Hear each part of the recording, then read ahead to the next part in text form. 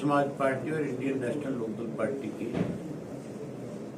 हमारा गठबंधन के बाद हमने पार्लियामेंट के सत्र के ऊपर कार्यकर्ताओं की बैठक रखी और अब तक 8 पार्लियामेंट क्षेत्र में हम लोग गए। दोनों पार्टी के कार्यकर्ताओं की संयुक्त बैठक हुई है और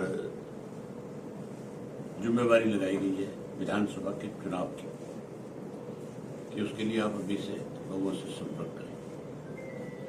2 शेष बची है हमारी, एक तो कुरुक्षेत्र की है जो 22 तारीख में है और एक गुड़गांव की है जो 23 तारीख में है। कुरुक्षेत्र की तो कुरुक्षेत्र की 23 को कुरुक्षेत्र 23 है, कुरुक्षेत्र 23 है और गुड़गांव 22 है।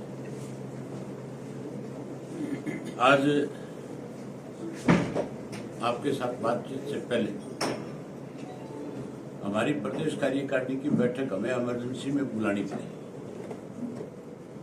25 तारीख को चौधरी देवीलाल जी का 25 सितंबर को जन्मदिन होता है और हर बार हम अपनी पार्टी की तरफ से सम्मान दिवस के रूप में उसको मनाते हैं। हमेशा उसके अंदर गैर भाजपा और गैर कांग्रेस के नेताओं को हम निमंत्रण देते हैं। उन नेताओं को भी निमंत्रण देते हैं जिनका चौधरी देवीलाल जी के साथ सीधा संबंध रहा है और लाखों की संख्या में लोग आकर के उनको अपने श्रद्धा सुमन अर्पित करते हैं। इस बार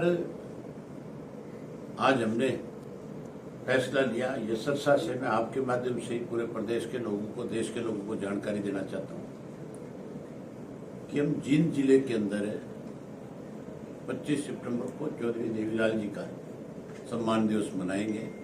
कुचाणा की अनाज मंडी के अंदर बहुत बड़ी मंडी है, जैसे कैथल की मंडी थी उसी तरह से कुचाणा की जो मंडी है वो 100 एकड़ के करीब जगह में बनी हुई है। कैथल में एक शेड था, हमें उसके साथ कर्टन लगाने पड़े, उसके साथ टेंट लगाना पड़ा, एक्सटेंशन करनी पड़ी थी लोगों की व्यवस्था बैठने के लिए। यहाँ 2 शेड इकट्ठे, बहुत बड़ा एरिया है, मतलब लाखों लोग शेड के नीचे आ सकते हैं। उसमें हमारे विशेष रूप से जो मुख्य अतिथि के तौर पे आएंगे बहन मायावती जी जो है वो उसमें आएंगे। हमने उनसे पहले इस बात का आग्रह कर लिया था, जब मेरी उनसे मीटिंग हुई थी, जब मिला था तब मैंने उनसे कहा था कि आप इस डेट को नोट करवा लें, आप हमारे मुख्य अतिथि के रूप में उसमें लोगों को आशीर्वाद देने के लिए, प्रदेश के लोगों को आशीर्वाद देने के लिए आप वहाँ पे आएंगे। उन्होंने हमारा आग्रह स्वीकार कर लिया था और वो 25 सितंबर को वहाँ आएगी। ये 25 सितंबर की हमारी जो सम्मान दिवस है ये एक तरह से चुनावी रैली भी है और मैं ये समझता हूं कि हमारे गठबंधन के बाद जो रिस्पॉन्स है लोगों का, इतनी बड़ी संख्या में कार्यकर्ता उत्साह के साथ आता है और जिस जोश के साथ लगातार लंबे समय तक बैठ करके जहां हमारा हौसला बढ़ाता है, वहीं प्रदेश को, एक इलाके को एक मैसेज देता है कि हमने अब की बार आर पार की लड़ाई लड़नी है, हर हालत में अब की बार सत्ता पे काबिज होना है और जो ड्यूटी लगाते हैं उसको बहुत जोश के साथ हमें वायदा करके जाते हैं कि हम उसको निभाने का काम करेंगे।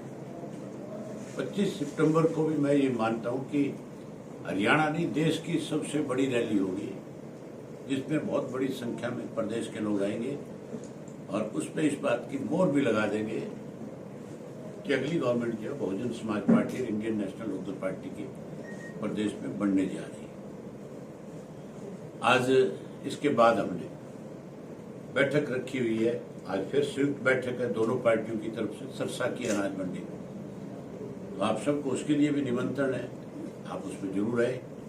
आप सब हम अपनी आंख से देखें कि किस तरह से लोगों में एक उत्साह बना हुआ है जहाँ सरसा लोकसभा कांग्रेस जीती थी, आज जब लोगों को आप देखोगे तो आप ये कहोगे कि 5 सीटें सरसा की बहुजन समाज पार्टी और इंडियन नेशनल लोकदल पार्टी का गठबंधन जीतेगा। कोई आपकी तरफ से कोई भी क्वेश्चन है तो इस रैली का आकाश जी से कोई भी सवाल आप पूछना चाहते हैं, चर्चा करना चाहते हैं? अभी जी इस रैली का हरियाणा की राजनीति में क्या असर पड़ेगा? मैंने बताया ना आपको कि इस रैली के बाद सारा माहौल बदल जाएगा और हर हालत में हर आदमी की जुबान पे चर्चा आ जाएगी कि सरकार बहुजन समाज पार्टी और इंडियन नेशनल लोकदल पार्टी की बनने जा रही है। अभय सिंह जी, कितनी सीटों पे आपका समझौता हो रहा है बहुजन का और आपका? हमारी सारी सीटों पे समझौता है। नहीं, आप अलायंस में लड़ रहे हो तो इसका तो टारगेट तो आपने खबर पढ़ी नहीं, इसका मतलब? नहीं पड़ी हुई। हाँ, तो पढ़नी चाहिए, फिर काहे के पत्रकार हो। तो बताओ तो सही, आप बता सकते हो।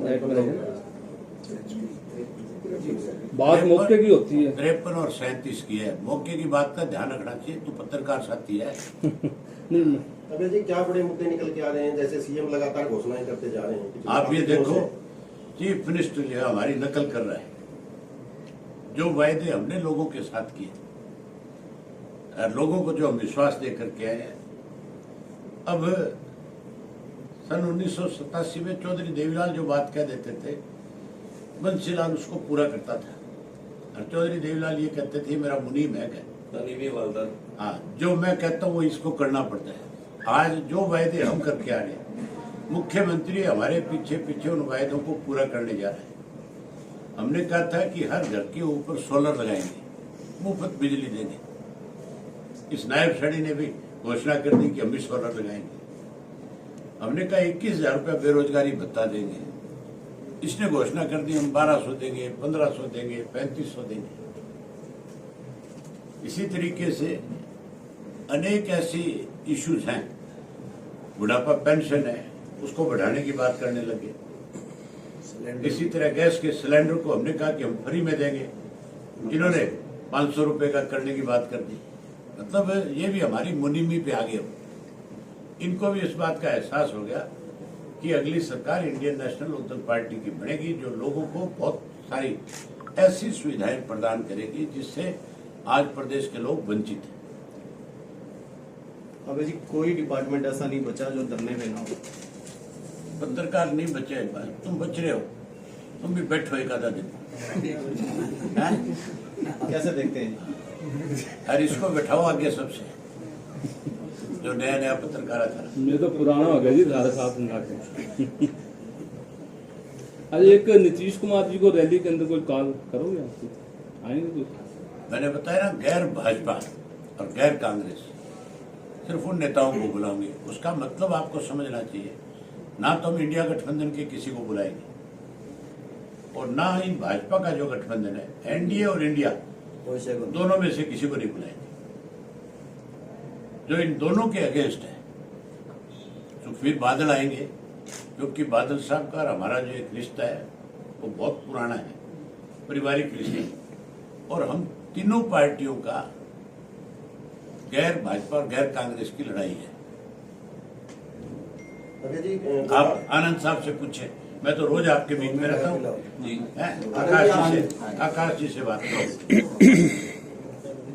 आप और मैं तो रोज ही मिले कि एक दूसरे को। जी आकाश जी, आप पहली दफा हरियाणा में आए, आपको कैसा महसूस हो रहा है इसका? देखिए, हरियाणा में हमारा पहले भी आना रहा है और सिरसा में हमारा बेशक से पहली बार आना हुआ है।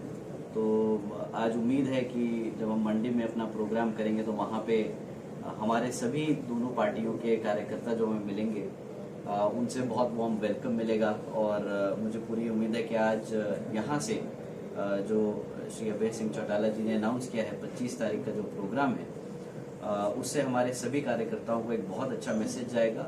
और जैसा सर ने बताया कि अब आने वाले विधानसभा आम चुनाव में यहाँ से आगमन हो गया है कि हम इनेलो और बसपा गठबंधन की सरकार बनने जा रही है। आप उत्तर प्रदेश से संबंध रखते हैं, तो वहाँ के हालात कैसे हैं? बीजेपी सरकार है वहाँ। देखिए, यूपी का जो माहौल है वो तो आई थिंक वहाँ के कार्यकर्ता और जो हमारे वहाँ के पार्टी के सभी लोग हैं, वरिष्ठ लोग हैं, वो वहाँ पे संभाल रहे हैं। भाजपा यूपी नहीं पूरे देश में, जैसा यहाँ हरियाणा में भी है, बहुत बुरी तरीके से इस बारी बाहर होने वाली है सत्ता से। और जिस तरह उसने यूपी में लोगों को परेशान किया, उसी तरह यहाँ हरियाणा में भी काफ़ी ज़्यादा हमारे किसान भाइयों को और हमारे दलित और पिछड़े समाज को उसने परेशान किया है। लगता है कि यूपी से बीजेपी आउट हो गई है, लगता नहीं लोकसभा चुनाव है, की रिजल्ट देख के। लगता नहीं है आने वाले विधानसभा चुनाव में उसको भी एकदम बाहर कर दिया जाएगा, जैसे यहाँ पे अब ये गठबंधन हरियाणा में उसको बाहर कर देगा।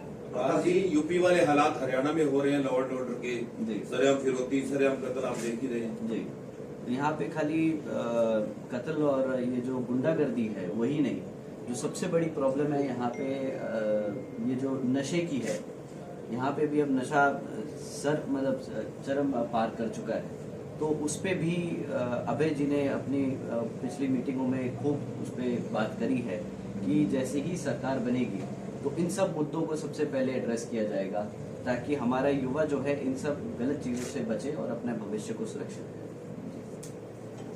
इससे पहले भी आप कई जिलों में जा चुके हैं, वहाँ किस तरह का समर्थन देखते हैं हरियाणा में आप?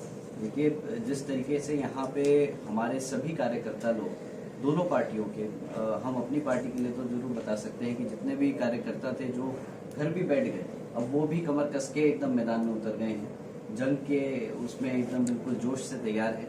और इस बार सब ने ठान ली है कि इस बारी तो एनएलओ और बसपा की गठबंधन की सरकार को बना के ही दम लेंगे। आप जो बीएसपी पार्टी के कार्यकर्ता हैं, उनको क्या संदेश देना चाहेंगे?